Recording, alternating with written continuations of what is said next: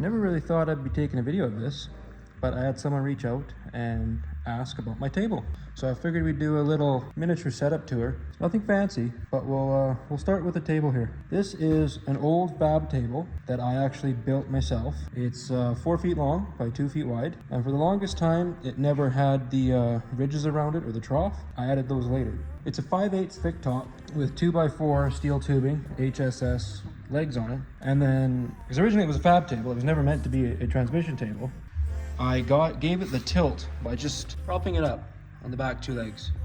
So I had this for the longest time, and I used it as a fab table during my welding life. I'm a Canadian Red Seal welder. We added this lip, and I just welded on some 1/4-inch steel that I cut into strips, about 1 1/4 inches wide. It was just what I had. I made a nice ridge all the way along. You can see I had to join some spots together to make it long enough for the back. And added this trough. It's just a piece of angle iron, and it just goes down. It's welded on an angle. I've got a little brace there, and it just drips right into my bucket. Don't mind that. That's the spare 53 block Cummins, because everyone just likes to keep one as a paperweight in their corner of the room. What I would change, truthfully, there's not a lot I would change about this table. There's a few things I have in mind. If I was to do it again, I would make the table bigger. 2 foot by 4 foot works, but something along the lines of 3 by 6 would be more ideal. I find myself having to put things off camera as I take them off, and it's just kind of annoying. I mean, normally that wouldn't be a problem for someone who's not filming, but I like to film and keep everything in the shot as much as I can. When I can't, it's a little annoying, but I'd definitely like to make it bigger, at least 3 foot by 6 foot. I'd like to take the trough, and I'd like to change it. You see, it's kind of open, so fluid can just fall off and in, but that doesn't always work with the surface tension of the fluid. For thicker oils like ATF or gear train oil, it works just fine because it just drops off. But if I have, and you've probably seen it before if you look through the other videos, a transmission with a lot of water in it, it surface tensions to the table and it ends up coming down outside the trough, in between. So I changed the trough so that it can't do that just by making it one solid piece, putting a plate in there along here, and that would help contain the fluid a lot better. Now, it's not usually an issue, like I said, dealing with thicker fluids, but it is what it is.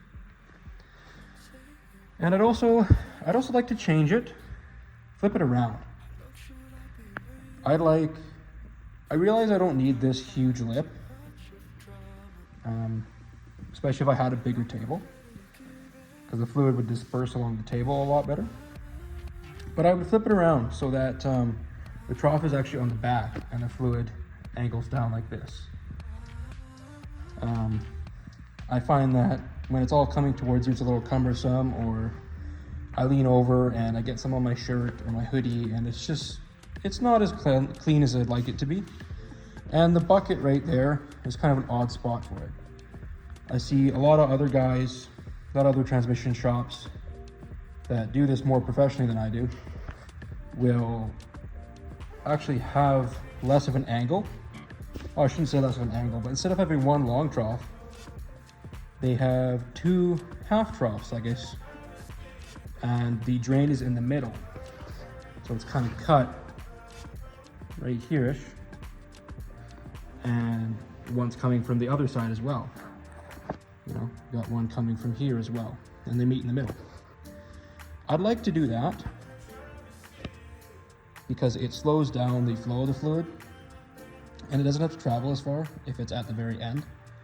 And it should, in theory, be a little easier to clean the trough out as well. And then also, doing so would put the bucket at the back in the middle, much more out of the way than where it is right now. But I can't really think of much else I'd change. It's been an amazing table.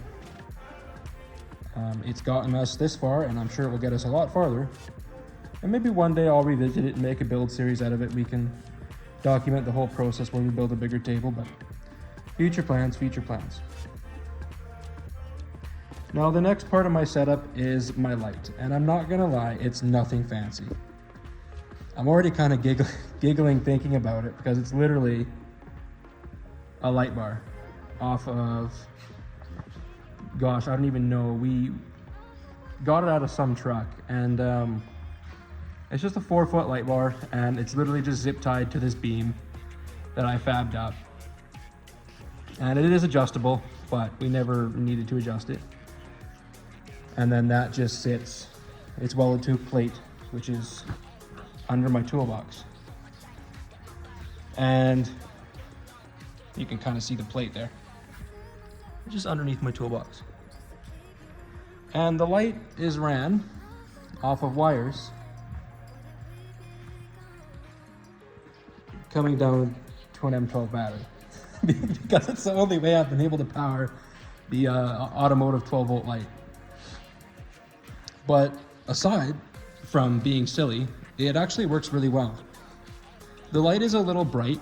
I'd rather multiple dimmer lights. It does have a bit of a glare off the table sometimes. Sometimes I have to hold parts at a weird angle if I'm trying to show them off or just trying to hide that glare. Next is my little tool cart. It is what it is. It's a little beach toolbox with a cabinet that I fab the door up on, and just a little cart I throw my tools on. One day I'll upgrade, but that's for a later investment. But yeah, this is where the inside the case channel is filmed for the most part, aside from our door. The 6.5 was filmed here.